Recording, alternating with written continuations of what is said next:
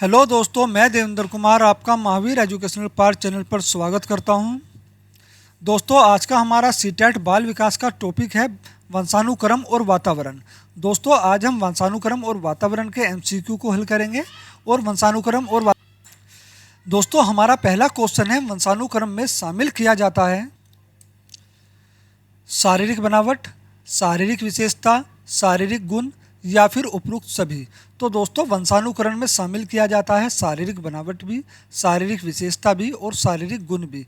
हमारा यहाँ option number 4 जो होगा वो राइट आंसर होगा। क्वेश्चन नंबर 2, वंशानुक्रम के संबंध में किस मनोवैज्ञानिक ने चूहे पर प्रयोग किया? वीजमैन ने, मेंडल ने, पावलाव ने या फिर स्किनर ने? तो दोस्तों, वंशानुक्रम के संबंध में जिस मनोवैज्ञानिक ने चूहे पर प्रयोग किया वह है हमारे स्किनर महोदय। यहाँ हमारा ऑप्शन नंबर 4 राइट आंसर हो जाएगा। दोस्तों, वंशानुक्रम क्या होता है? वंशानुक्रम, तो दोस्तों वंशानुक्रम वह गुण है जिसमें हमें सारे लक्षण माता पिता से मिलते हैं। वंशानुक्रम क्या है? वह गुण जिसमें हमें सारे लक्षण या गुण भी कह सकते हैं, लक्षण माता पिता से मिलते हैं।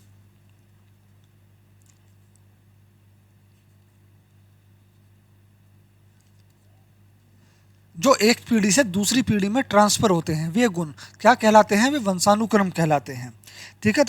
और दोस्तों, तथा जो जन्मजात भी होते हैं, क्या जन्मजात? जन्मजात क्या होते हैं? जन्मजात तभी तो होते हैं ये हमें पीढ़ी दर पीढ़ी हमें मिल रहे हैं, एक दूसरे से मिल रहे हैं, हमारे पिता से हमें मिले, हमसे हमारे बच्चों को मिलेंगे। ठीक है ना, इसलिए ये जन्मजात होते हैं।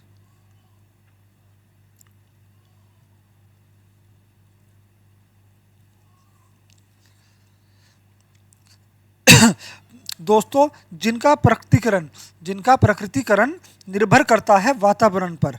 ठीक है ना, जिनका प्रकृतिकरण निर्भर करता है वातावरण पर, तो ये हमारा वंशानुक्रम होता है। ठीक है दोस्तों, वंशानुक्रम वह गुण है जिसमें हमें सारे लक्षण माता पिता से मिलते हैं तथा जो जन्मजात होते हैं और जिनका प्रकृतिकरण निर्भर करता है वातावरण पर। ठीक है दोस्तों, जैसे बुद्धि है। बुद्धि क्या है? बुद्धि वंशानुक्रम है। बुद्धि क्या है दोस्तों? बुद्धि वंशानुक्रम है। बुद्धि जन्मजात है या बुद्धि वंशानुक्रम है। बुद्धि हमें हमारे माता पिता से मिलती है। ठीक है दोस्तों, तो दोस्तों एक व्यक्ति का विकास वंशानुक्रम व वातावरण दोनों पर निर्भर करता है।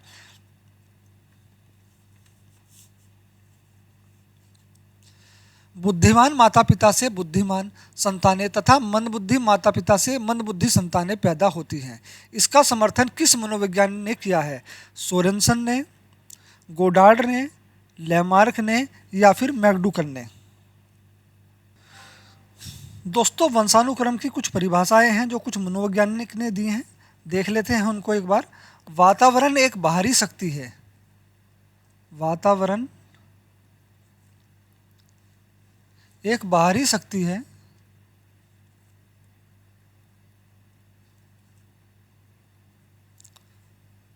जो हमें प्रभावित करती है।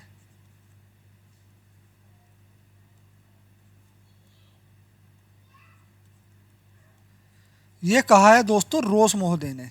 किसने कहा है? रोस महोदय ने।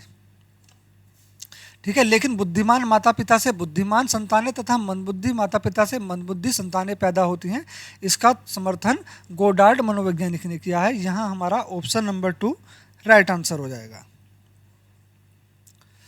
बीज कोष की निरंतरता के सिद्धांत के प्रतिपादक कौन है या प्रतिपादन किसने किया? सोरेनसन ने, गोडार्ड ने, लेमार्क ने या फिर वीजमैन ने? दोस्तों, बीज कोष की निरंतरता का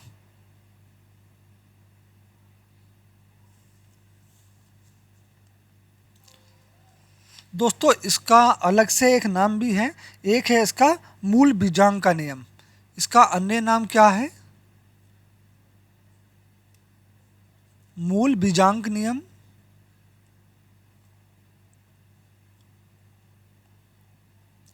मूल बीजांक नियम। एक नाम और है दोस्तों इसका, अर्जित गुणों के अवितरण का नियम।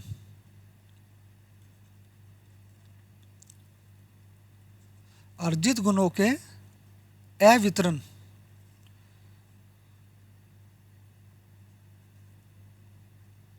अवितरण का नियम। दोस्तों यह है सबसे बेकार नियम है। कौन सा है? ध्यान रखना, ये कौन सा नियम है? ये नियम सबसे बेकार है। यह नियम सबसे बेकार नियम है।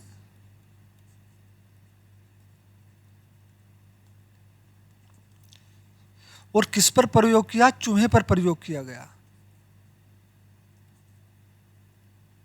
चूहे पर प्रयोग किया। दोस्तों इस नियम के तहत जो है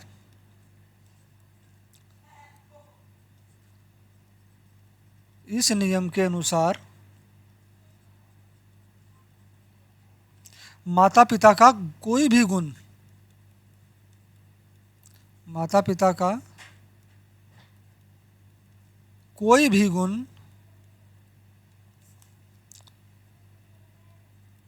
बच्चों को नहीं मिलता।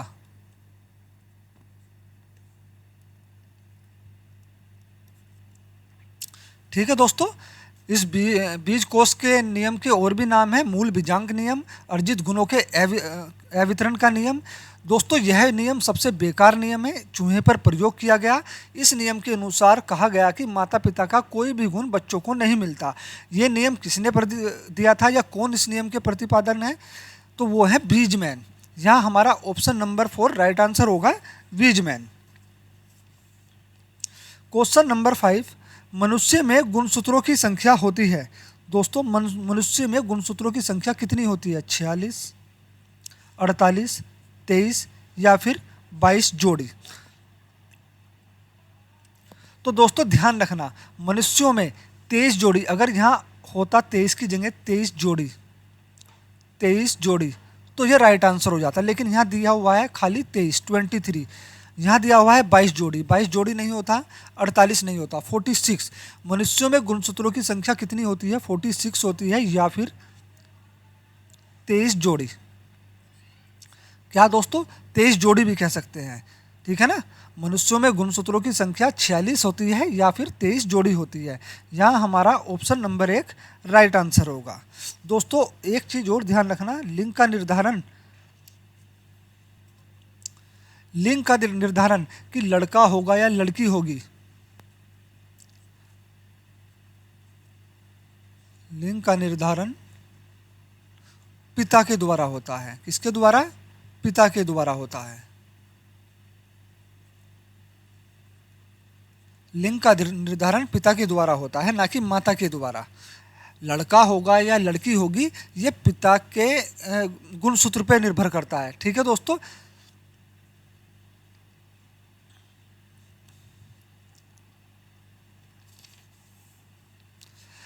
बुद्धिमान माता पिता के बच्चे बुद्धिमान, साधारण माता पिता के बच्चे साधारण और मंदबुद्धि माता पिता के बच्चे मंदबुद्धि होते हैं।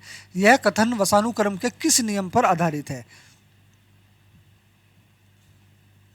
अर्जित गुणों के संक्रमण के नियम, विभिन्नता के नियम, समानता के नियम या फिर प्रत्यागमन के नियम। दोस्तों मैंने अर्जित गुणों के नियम के बारे में बता दिया। अभी अर्जित गुणों के वितरण के नियम के बारे में बताया कि कोई भी गुण हमें माता पिता से नहीं मिलता है, तो हमारा ये ऑप्शन तो पहले ही कट जाता है। जबकि विभिन्नता का नियम, दोस्तों विभिन्नता का नियम होता है एक दूसरे से अलग होना। किसी भी ना कभी भी इस धरती पर, इस पृथ्वी पर, इस संसार में कोई भी दो व्यक्ति एक जैसे नहीं हो सकते। वे किसी ना किसी रूप से, शारीरिक, मानसिक, संवेगात्मक, किसी ना किसी रूप से एक दूसरे से अलग जरूर होते हैं। ये होता है विभिन्नता का नियम, तो हमारा ये नियम भी कट जाता है। अब रही बात समानता के नियम की। दोस्तों समानता का नियम और प्रत्यागमन, इन दोनों में से हमारा ऑप्शन जो होगा 1 होगा। तो दोस्तों इसमें क्या कहा गया है? माता पिता बुद्धिमान माता पिता के बच्चे बुद्धिमान और साधारण माता पिता के बच्चे साधारण और मंदबुद्धि माता पिता के बच्चे मंदबुद्धि होते हैं। तो ये कौन से सिद्धांत के अनुसार है?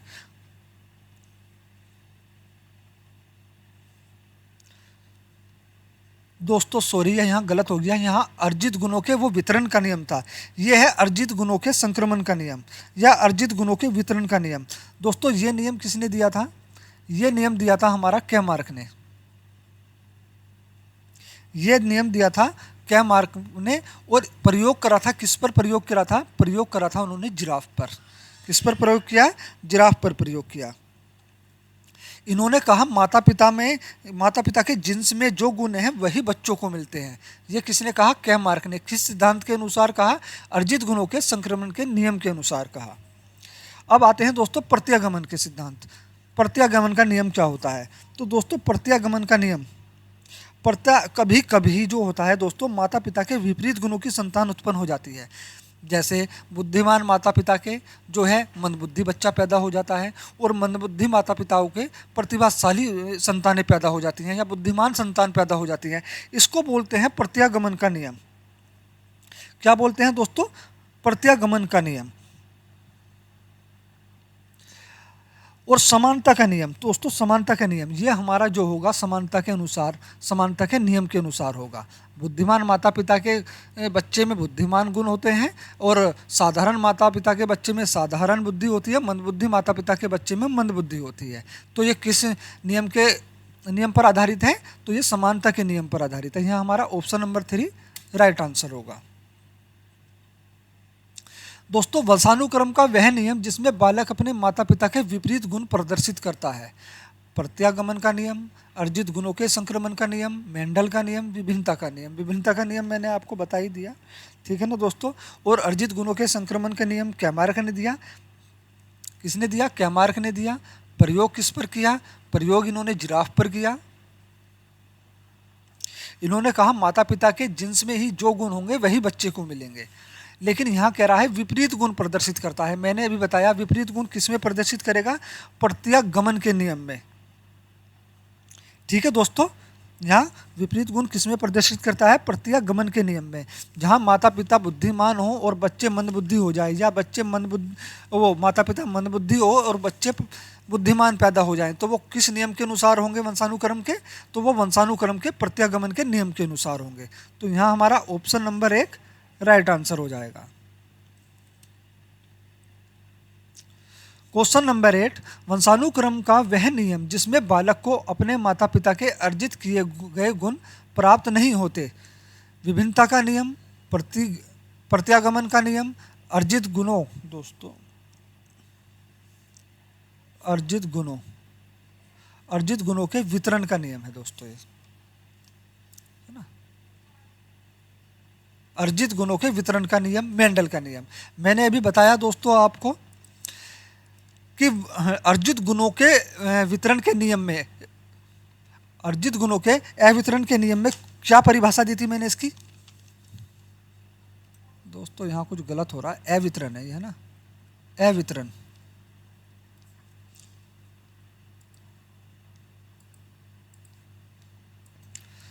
तो दोस्तों मैंने बताया था अभी वंशानुक्रम का वह नियम जिसमें बालक को अपने माता पिता के अर्जित गुण प्राप्त नहीं होते हैं। माता पिता से कोई भी गुण जो है बच्चे को प्राप्त नहीं होता है। वो कौन सा गुण नियम है? तो वो है मूल बीजांग का नियम, अर्जित गुणों के अवितरण का नियम, या फिर कह सकते हैं मूल बीजांग का नियम, ठीक है दोस्तों। यहाँ हमारा ऑप्शन नंबर 3 राइट आंसर होगा। दोस्तों अगर आपको वीडियो अच्छी लग रही हो तो प्लीज़ वीडियो को लाइक करें, चैनल को सब्सक्राइब कर लें, और साथ में बेल आइकन भी प्रेस कर लें, ताकि हमारी आने वाली सभी वीडियो के नोटिफिकेशन दोस्तों आपको मिलते रहें। तो दोस्तों इसको क्या बोलते हैं? मूल बीजांग नियम। मूल बीजांग नियम ये किसने दिया था दोस्तों? तो ये दिया था वीजमैन ने। वीजमैन ने प्रयोग किस पर किया दोस्तों? चूहे पर प्रयोग किया। तो हमारा ऑप्शन नंबर 3 है राइट आंसर हो जाएगा।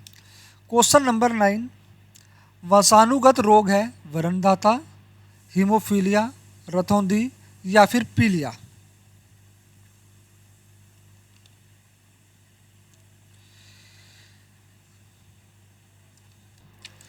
तो हमारा कौन सा ऑप्शन सही होगा दोस्तों? वरणधता और हीमोफिलिया, ये दोनों हमारे सही हैं, यानी हमारा ऑप्शन नंबर 2 राइट आंसर होगा, ए और बी। दोस्तों वरणधता क्या होता है? वरणधता रोग में जो होता है रोगी हरे लाल रंग में अंतर नहीं कर पाता है। हरे लाल रंग में अंतर नहीं कर पाता है।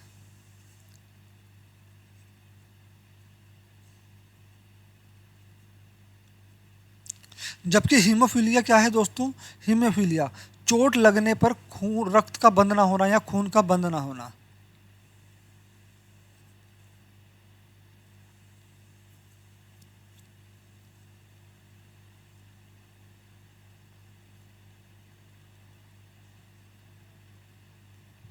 दोस्तों, हीमोफीलिया हीमोफीलिया को राजघराने की बीमारी भी कहा जाता है। क्या कहा जाता है हीमोफीलिया को? राजघराने की बीमारी। राजघराने की बीमारी भी कहा जाता है। इसकी पहली वाहक दोस्तों इंग्लैंड की महारानी विक्टोरिया थी। इसकी पहली वाहक कौन थी? इंग्लैंड की महारानी विक्टोरिया थी।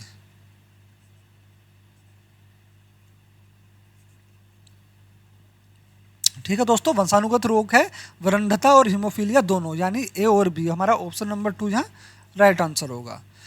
क्वेश्चन नंबर 10, सामान्य पुरुष में एक्स वाई गुणसूत्र होते हैं जबकि सामान्य महिला में होते हैं एक्स एक्स गुणसूत्र, एक्स वाई वाई गुणसूत्र, एक्स एक्स एक्स गुणसूत्र या फिर एक्स गुणसूत्र।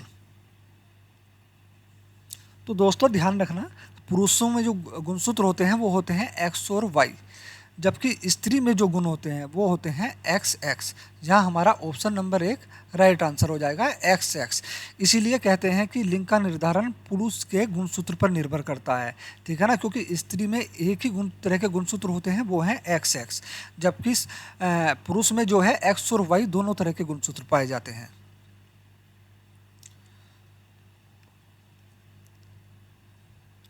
आँख के रंग का को कौन सा कारक प्रभावित करता है? वातावरण, आनुवंशिकता, हार्मोन या फिर समाज?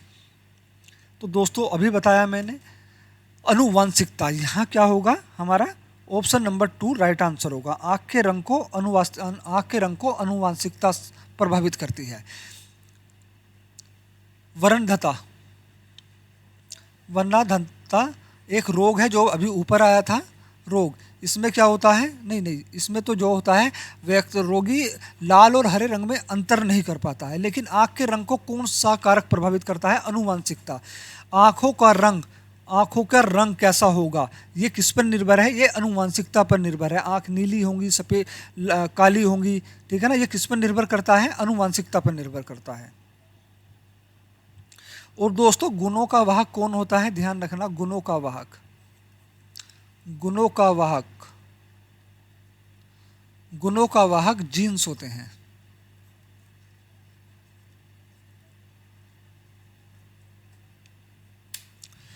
क्वेश्चन नंबर 12, व्यवस्था जो कि माता पिता के 21वें गुणसूत्र जोड़े के अलग ना हो पाने के कारण होती है कहलाती है Turner syndrome, down syndrome, clean filter syndrome, Wilson syndrome. दोस्तों हमारा यहाँ ऑप्शन नंबर 2 जो राइट आंसर हो जाएगा, डाउन सिंड्रोम। डाउन सिंड्रोम वह बीमारी होती है जो माता के 21वें गुणसूत्र के जोड़े के अलग ना होने पाने के कारण होती है।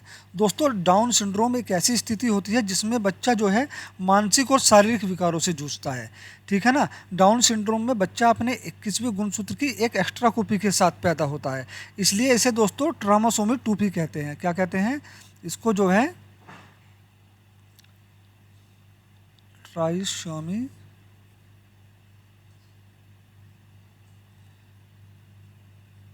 2b कहते हैं।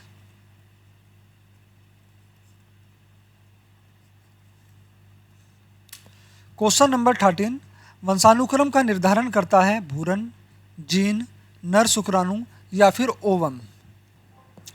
दोस्तों वंशानुक्रम का निर्धारण कौन करता है? जीन करता है। यहाँ हमारा ऑप्शन नंबर 2 राइट आंसर होगा, जीन।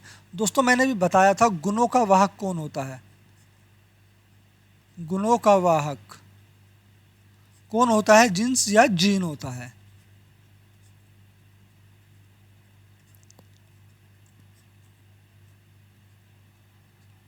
दोस्तों शुक्राणु पिता से मिलता है, ये एक चीज नोट कर लीजिएगा। शुक्राणु पिता से, अंडाणु माता से, प्राप्त होता है जब ये दोनों मिल जाते हैं। जब ये दोनों मिल जाते हैं तो दोस्तों इनके मिलने से युग्मनज बनता है। क्या बनता है? युग्मनज। युग्मनज बनता है। और दोस्तों इसकी अगली स्थिति क्या होती है? इसकी अगली स्थिति होती है ब्लोस्टेटिस्ट।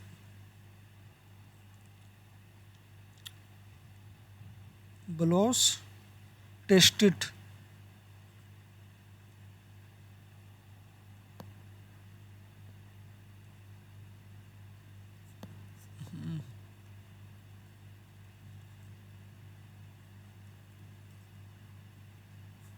इसकी अगली स्थिति ब्लोटेस्टी होती है।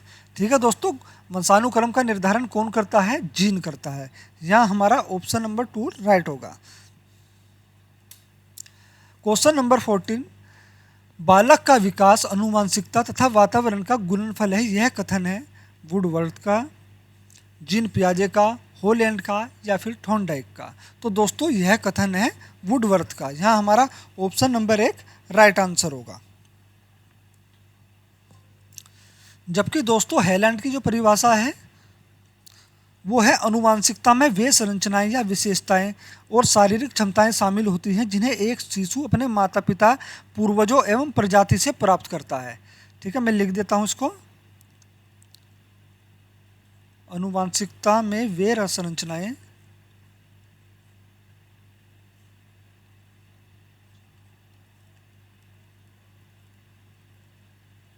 विशेषताएं तथा शारीरिक क्षमताएं शामिल होती हैं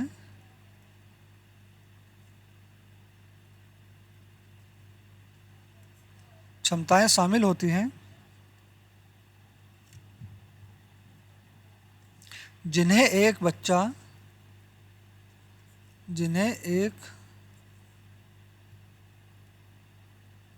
बच्चा अपने माता पिता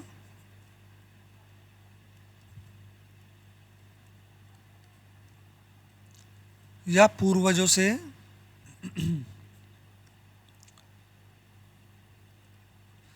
या फिर प्रजाति से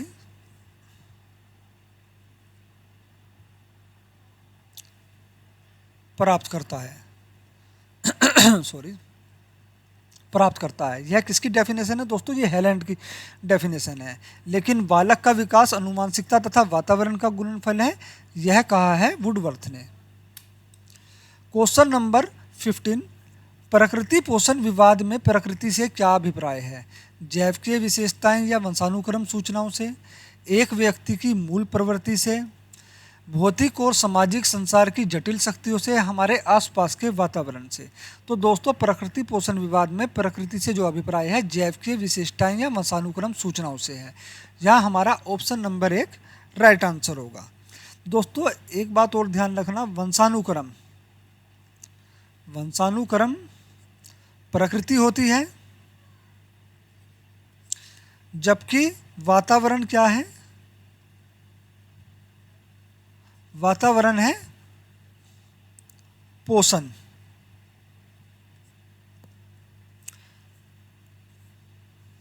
ठीक है दोस्तों, यहां प्रकृति से पूछा है तो वंशानुक्रम सूचनाएं, यहां हमारा ऑप्शन नंबर 1 राइट आंसर हो जाएगा। अगर वातावरण से पूछता तो यहां पोषण होता।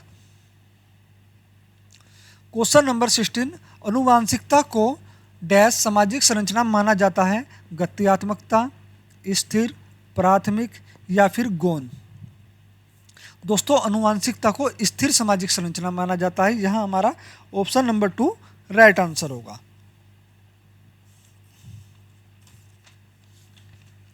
क्वेश्चन नंबर 70, अनुवांशिकी द्वारा निर्धारित विकास प्रक्रिया है अनुवांशिक अधिगम, समाजीकरण, परिवर्तन या फिर उपरोक्त सभी? दोस्तों ये परिवर्तन ना होकर परिपक्वता होगा।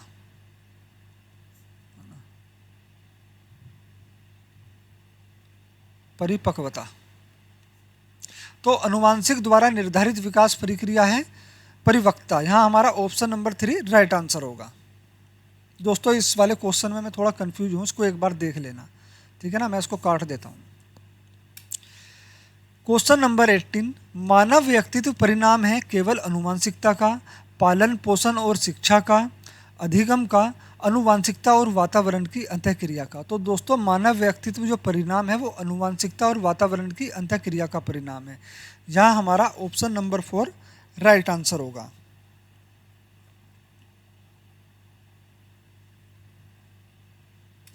क्वेश्चन नंबर 90, मनुष्य की बुद्धि आगे की पीढ़ियों में संक्रमित होती है। डैश का कार्य इस जन्मजात योग्यताओं के विकास के लिए उपयुक्त परिस्थितियों का निर्माण करता है। क्षेत्र, मौसम, जलवायु, वातावरण। तो दोस्तों मनुष्य की बुद्धि आगे की पीढ़ियों में संक्रमित होती है। वातावरण का कार्य इस जन्मजात योग्यता के विकास के लिए उपयुक्त परिस्थितियों का निर्माण करना है। वातावरण ऐसी परिस्थितियां उत्पन्न करेगा। यहाँ हमारा ऑप्शन नंबर 4 राइट आंसर हो जाएगा।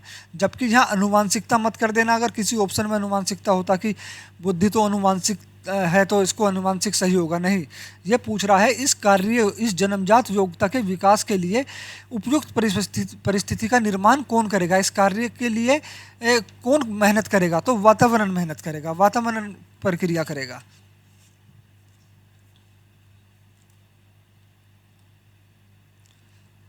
क्वेश्चन नंबर 20, डैश तथा डैश की विशिष्ट अनोन्य क्रिया का परिणाम विकास के विविध मार्गों और निष्कर्ष के रूप में हो सकता है। खोज एवं पोषण, चुनौतियां और सीमाएं, वंशानुक्रम और वातावरण, स्थिरता और परिवर्तन। तो दोस्तों यहाँ हमारा ऑप्शन नंबर 3 राइट आंसर हो जाएगा, वंशानुक्रम और वातावरण।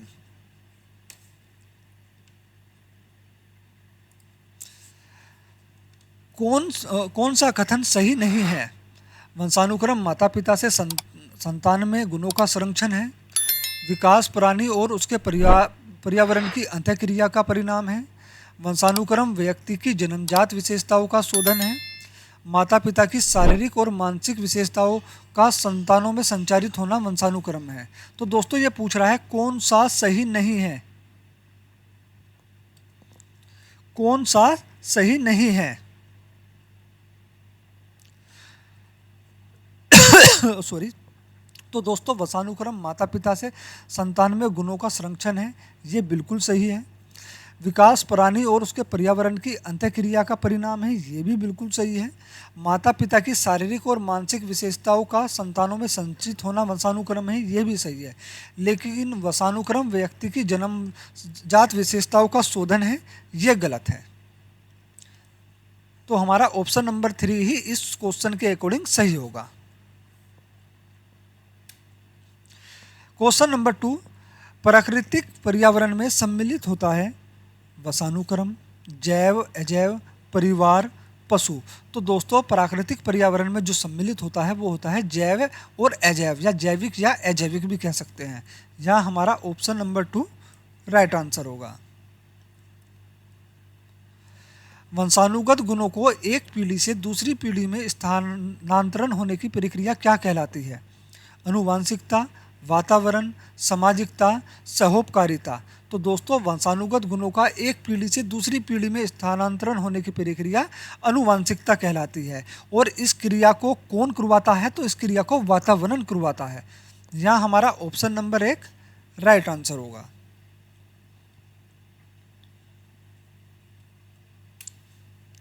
क्वेश्चन नंबर 24, निम्नलिखित कथनों में से कौन सा कथन असत्य है? बीज कोष की निरंतरता का सिद्धांत बीजमैन ने दिया, बिल्कुल दिया। इन्होंने बीज कोष की निरंतरता के सिद्धांत में इन्होंने कहा कोई भी गुण माता पिता का कोई भी गुण बच्चे को नहीं मिलता है, जो सबसे बेकार नियम था। इन्होंने चूहे पर प्रयोग किया था। माता पिता की शारीरिक एवं मानसिक विशेषताओं का संतानों में स्थानांतरण होना अनुवांशिकता का विशेष लक्षण है, बिल्कुल ये भी हमारा राइट है। माता पिता की शारीरिक और मानसिक विशेषताएं संतानों में ट्रांसफर होती हैं, इसको क्या कहते हैं? अनुवांशिकता कहते हैं। पुरुषों में XX गुणसूत्र पाया जाता है, दोस्तों ये हमारा गलत है। माता पिता के चरित्र का प्रभाव उसके बच्चों पर पड़ता है, बिल्कुल पड़ता है। तो ये हाँ असत्य पूछ रहा है, तो दोस्तों यही हमारा जो है असत्य है। ये कह रहा है पुरुषों में XX गुणसूत्र पाया जाता है, जबकि ये गुणसूत्र XX जो गुणसूत्र पाया जाता है वो महिलाओं में पाया जाता है ना। पुरुषों में पाया जाता है X और Y गुणसूत्र। X और Y गुणसूत्र किस में पाया जाता है? पुरुषों में। तो यहाँ ये हमें जो गलत कह रहा है, यही हमारा ऑप्शन इस क्वेश्चन के अकॉर्डिंग राइट होगा।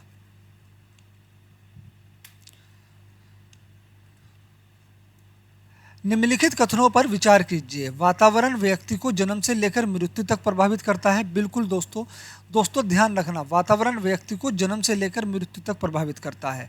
आनुवांशिकता एवं वातावरण का प्रभाव व्यक्ति के शारीरिक, मानसिक, संवेगात्मक और सामाजिक विकास पर पड़ता है। बिल्कुल पड़ता है दोस्तों। आनुवांशिकता और वातावरण की अंतःक्रिया का परिणाम ही होता है ये। बालकों के विकास में उसके परिवेश, परिवार, समाज एवं पास पड़ोस की भूमिका महत्वपूर्ण होती है। बिल्कुल, तो यहाँ हमारे तीनों ही पॉइंट सही हैं। तो दोस्तों हमारा कौन सा ऑप्शन नंबर 4 यहाँ राइट आंसर हो जाएगा, उपरोक्त सभी।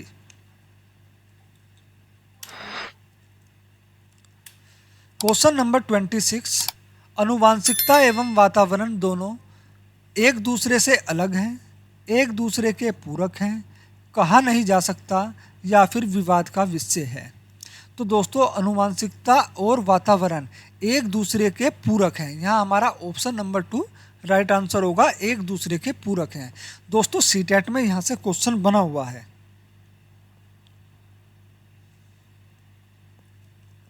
बालकों की बुद्धिमत्ता निर्भर करती है ज्ञान वर्धन के लिए पारिवारिक भ्रमण पर, पारिवारिक परिवेश पर, किस प्रकार वे अपने पर्यावरण का प्रयोग करते हैं, प्रारंभिक जीवन में घर में की गई पढ़ाई। दोस्तों बालकों की बुद्धिमत्ता किस पर निर्भर करती है? तो बालकों की बुद्धिमत्ता जो निर्भर करती है दोस्तों, वो पारिवारिक परिवेश पर निर्भर करती है। क्योंकि दोस्तों बुद्धि जन्मजात होती है। बुद्धि कैसी होती है? बुद्धि जन्मजात है। ये हमें आनुवांशिकता से मिलती है। किससे? आनुवांशिकता के तहत मिलती है। तो बुद्धि जो निर्भर होती है वो पारिवारिक परिवेश पर होती है। यहाँ हमारा ऑप्शन नंबर 2 राइट आंसर होगा। क्वेश्चन नंबर 28, व्यक्ति में उन मनोशारीरिक अवस्थाओं का गतिशील संगठन जो उसके पर्यावरण के साथ अद्वितीय समन्वय निर्धारित करता है कहलाता है व्यक्तित्व, समायोजन, संवेदना, चरित्र। तो दोस्तों वह कहलाता है व्यक्तित्व। यहाँ हमारा ऑप्शन नंबर 1 राइट आंसर होगा। डैश जन्मजात व्यक्ति गुणों का योगफल है। तो जन्मजात व्यक्ति गुणों का योगफल क्या है? समानता, निरंतरता, वंशानुक्रम या फिर जुजुत्सा। तो दोस्तों जुजुत्सा जो है एक प्रकार का संवेग है। क्या है? ये संवेग है। ठीक है ना। तो ये हमारा ऑप्शन कट जाएगा। निरंतरता का सिद्धांत विकास का सिद्धांत है। हाँ, समानता का सिद्धांत वंशानुक्रम का सिद्धांत जरूर है, लेकिन ये हमारे से सिद्धांत के लिए नहीं पूछ रहा है। तो क्या होगा? वंशानुक्रम। वंशानुक्रम जन्मजात व्यक्ति गुणों का योगफल है। यहाँ हमारा ऑप्शन नंबर 3 राइट आंसर होगा। क्वेश्चन नंबर 30, 16 वर्ष की लड़की खेल कूद में असाधारण योग्यता प्रदर्शित करती है। उसके माता पिता दोनों ही खिलाड़ी हैं। उसे नित्य प्रशिक्षण प्राप्त करने भेजते हैं और सप्ताहांत मतलब सप्ताह के अंत में उसे प्रशिक्षण खुद भी देते हैं। बहुत संभव है कि उसकी क्षमताएं निम्नलिखित दोनों के बीच परस्पर प्रतिक्रियाओं का परिणाम होगी: वृद्धि और विकास का, स्वास्थ्य और प्रशिक्षण का, अनुशासन और पौष्टिकता का, आनुवांशिकता और पर्यावरण का। तो दोस्तों एक 16 वर्ष की लड़की खेल कूद में असाधारण योग्यता प्रदर्शित करती है। वो खेल कूद में बहुत अच्छी है। उसके माता पिता भी दोनों खिलाड़ी हैं, इस बात का भी ध्यान रखना। तो दोस्तों इस माता पिता का जो खेल कूद का जो गुण है, खिलाड़ी का जो गुण है, वो अपने बच्चे में ट्रांसफर हुआ। ये है आनुवांशिकता। ठीक है ना। और उसे नित्य परीक्षण प्राप्त करने के लिए वे बाहर भेजते हैं, यानी एनवायरनमेंट उसको ऐसा उपलब्ध कराते हैं जहाँ पर वो बच्ची उस योग्यता का अच्छा प्रदर्शन कर सके। ऐसा वातावरण जो प्रस्तुत कराते हैं उस लड़की के सामने, और सप्ताह के अंत में उसे खुद भी प्रशिक्षण देते हैं। तो दोस्तों ये किसकी पारस्परिक प्रतिक्रिया का परिणाम है? ये आनुवांशिकता और पर्यावरण की परस्पर प्रतिक्रिया का परिणाम है। यहाँ हमारा ऑप्शन नंबर 4 राइट आंसर होगा, आनुवांशिकता और पर्यावरण। क्वेश्चन नंबर 31, क्या बच्चे इसलिए भाषा अर्जित करते हैं क्योंकि उनमें आनुवांशिक रूप से ऐसा करने की पूर्व प्रवृत्ति होती है, या उनके माता पिता प्रारंभिक अवस्था से ही उन्हें गहन रूप से सिखाते हैं कि यह प्रश्न आवश्यक रूप से दर्शाता है? तो यह प्रश्न क्या दर्शाता है दोस्तों आवश्यक रूप से?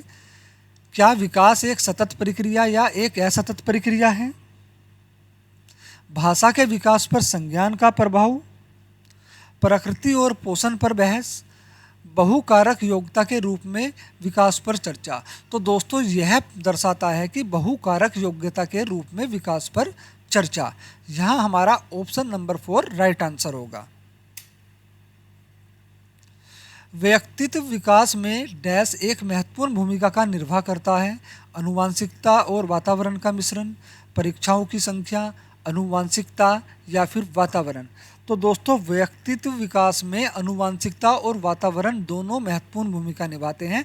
व्यक्तित्व विकास आनुवांशिकता और वातावरण की अंतःक्रिया का परिणाम होता है। यहाँ हमारा ऑप्शन नंबर 1 राइट आंसर हो जाएगा। दोस्तों कुछ आनुवांशिकता के कुछ नियम हैं जो मैं आपको बता देता हूँ। एक होता है संयोग का नियम। संयोग का नियम दोस्तों सीटेट में यहाँ से क्वेश्चन ज़्यादा बनते हैं, ठीक है ना। बेटा होगा या बेटी होगी ये पहले से निर्धारित नहीं किया जा सकता। तो ये कौन सा नियम कहलाएगा दोस्तों? तो ये कहलाएगा संयोग का नियम। बेटा भी हो सकता है, बेटी भी हो सकती है, ठीक है ना। दोस्तों एक होता है चयनित गुणों का नियम। चयनित गुणों का नियम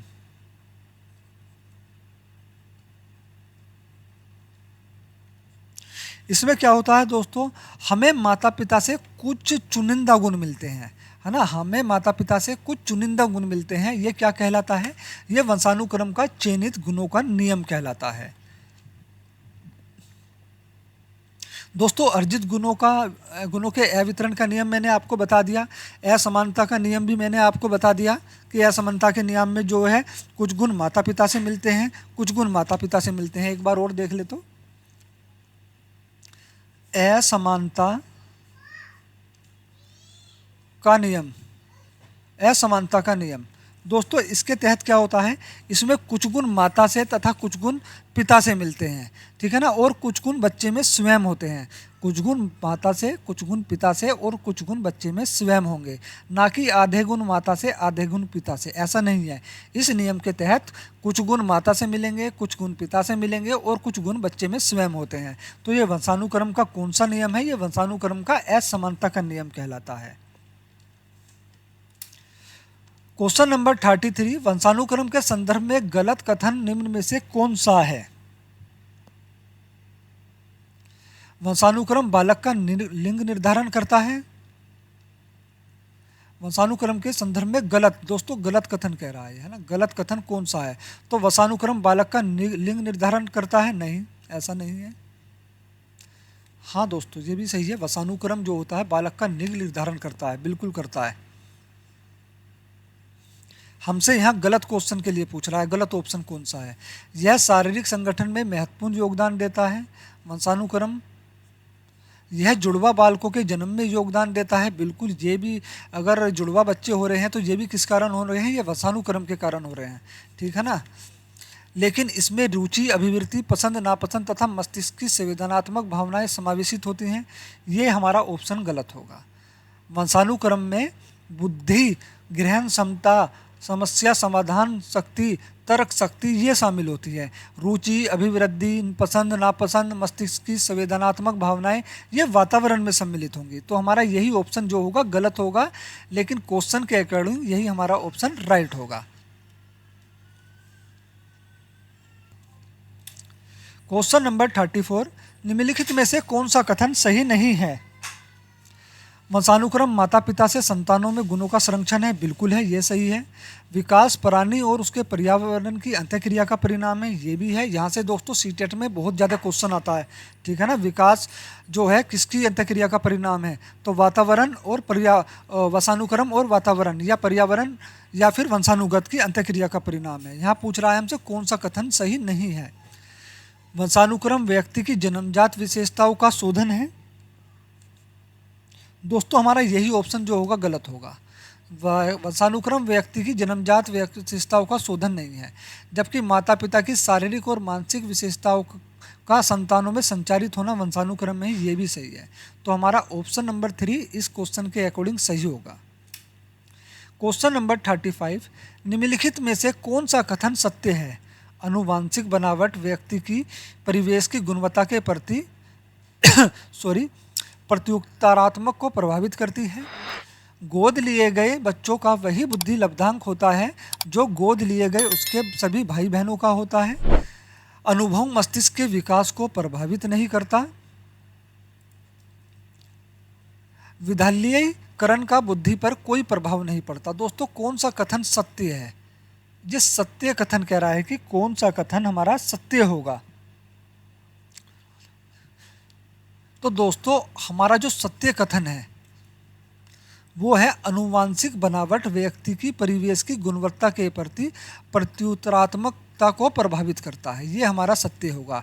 जबकि गोद लिए गए बच्चों का वही बुद्धि लब्धांक होता है जो गोद लिए गए उसके सभी भाई बहनों का होता है। ऐसा नहीं है दोस्तों, सभी बच्चे किसी ना किसी तरह से किसी ना किसी रूप में भिन्न होते हैं, एक दूसरे से अलग होते हैं। ठीक है ना। अनुभव मस्तिष्क के विकास को प्रभावित नहीं करता। विधालयीकरण का बुद्धि पर कोई प्रभाव नहीं पड़ता है दोस्तों। ठीक है ना। तो हमारा पहला ऑप्शन जो होगा यहाँ राइट आंसर हो जाएगा। क्वेश्चन नंबर 36, संस्कृति पर शिक्षा का क्या प्रभाव पड़ता है? संस्कृति की निरंतरता को बनाए रखना, बिल्कुल। संस्कृति के स्थानांतरण में सहायता करता है, बिल्कुल। संस्कृति का परिष्करण होता है, बिल्कुल। तो यहाँ दोस्तों हमारा ऑप्शन नंबर 4 राइट आंसर होगा। उपरोक्त सभी संस्कृति पर शिक्षा में ये सब भी प्रभाव पड़ते हैं। ठीक है दोस्तों, यहाँ हमारा ऑप्शन नंबर 4 राइट आंसर हो जाएगा। दोस्तों, एक नियम और देखिए, वंशानुक्रम का एक नियम है जैव सांख्यिकी का नियम। जैव सांख्यिकी का नियम। दोस्तों, इस नियम के प्रतिपादन थे गोल्टन।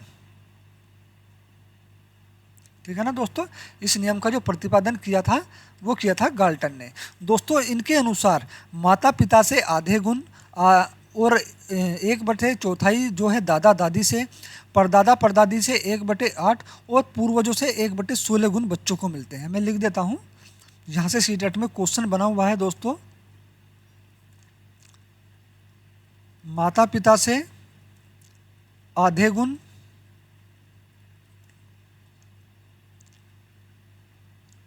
दादा दादी से 1/4 गुण, परदादा परदादी से 1/8 और पूर्वजों से 1/16 गुण, 1/16 गुण मिलते हैं। तो ये किस वंशानुक्रम के कौन से नियम के तहत मिलते हैं? जैव सांख्यिकी के नियम के अनुसार मिलते हैं। इस नियम के प्रतिपादन कौन है? तो इस नियम के प्रतिपादक जो हैं वो है फ्रांसिस गाल्टन, जिन्होंने व्यक्तित्व विभिन्नता के अध्ययन का जनक भी कहा जाता है जिनको। क्वेश्चन नंबर 37,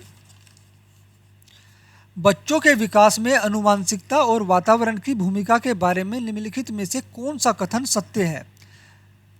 आनुवंशिकता और वातावरण दोनों एक बच्चे के विकास में 50-50% योगदान देते हैं। समवयस्कों और पितरेक का सापेक्ष योगदान योगात्मक नहीं होता है।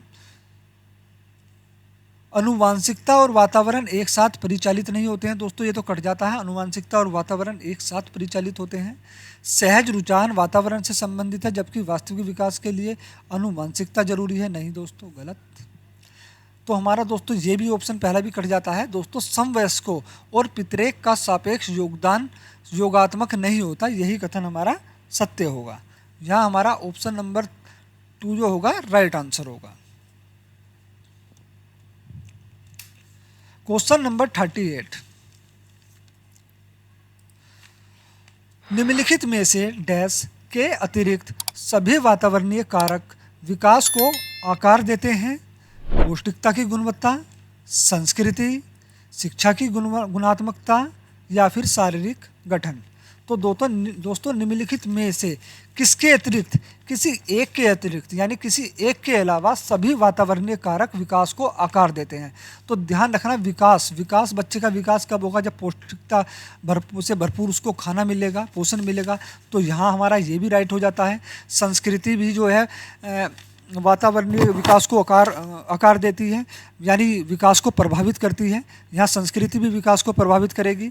शिक्षा की गुणात्मकता, शिक्षा भी विकास को प्रभावित करती है, लेकिन शारीरिक गठन विकास को प्रभावित नहीं करता है, ठीक है ना। तो शारीरिक गठन के अतिरिक्त सभी वातावरणीय कारक विकास को आकार देते हैं। यहाँ हमारा ऑप्शन नंबर 4 राइट आंसर होगा इस क्वेश्चन के अकॉर्डिंग, ठीक है दोस्तों। बाकी ये तीनों हमारे जो हैं पौष्टिकता की गुणवत्ता, संस्कृति, शिक्षा की गुणात्मकता, ये सभी क्या हैं, विकास को प्रभावित करने वाले कारक हैं। ये सभी विकास को आकार देते हैं। दोस्तों एक नियम होता है प्रत्यागमन का नियम, ये मैंने आपको बताया था। प्रत्यागमन के नियम में क्या होता है, प्रत्यागमन का नियम दोस्तों, जब माता पिता से विपरीत गुणों वाली संतान उत्पन्न हो जाए, ठीक है ना, माता पिता से विपरीत गुणों वाली संतान उत्पन्न हो जाए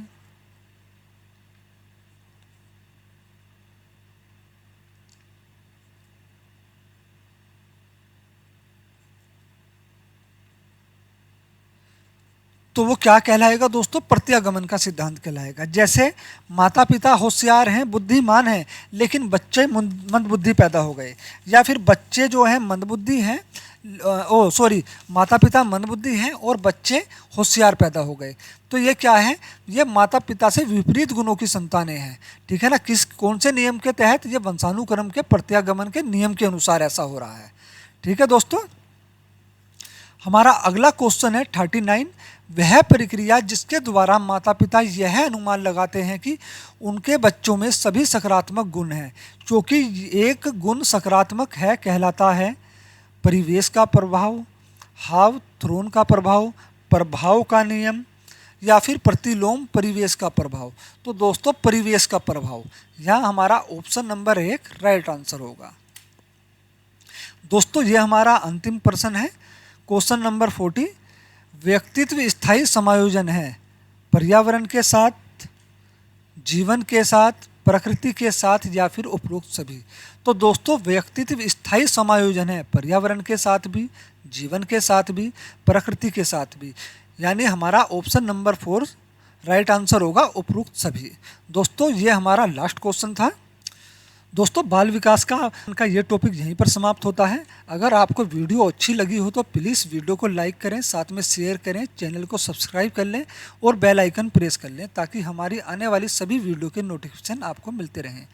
दोस्तों किसी भी कंपटीशन की प्रैक्टिस के लिए या फिर सीटेट की प्रैक्टिस के लिए आप हमारे महावीर एजुकेशनल पार्क चैनल को ज़रूर सब्सक्राइब कर लें। धन्यवाद।